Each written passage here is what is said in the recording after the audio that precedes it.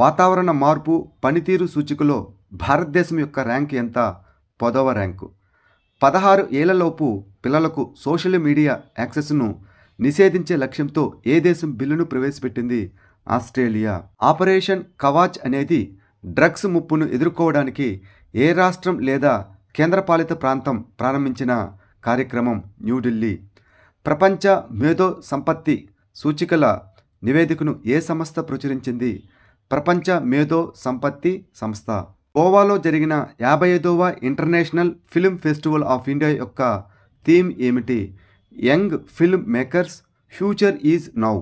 భారతదేశం యొక్క మొట్టమొదటి దేశీయంగా అభివృద్ధి చేసిన antibiotic targeting anti microbial resistant AMR పేరు ఏమిటి? నాఫ్థ్రోమైసిన్.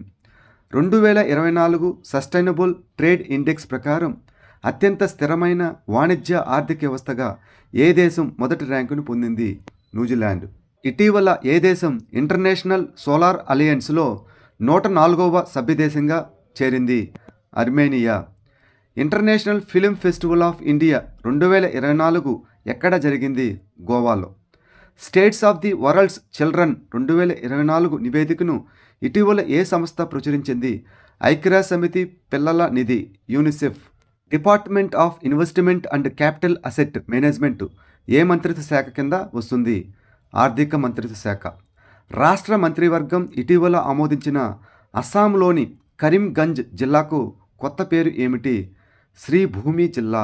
అమెరికన్ డిఫెన్స్ కంపెనీ రేథియాన్ అభివృద్ధి చేసిన హాక్ క్షిపణి ఏ రకమైన క్షిపణి? భూమి నుండి గాలికి ప్రయోగించే క్షిపణి. Underground to air missile.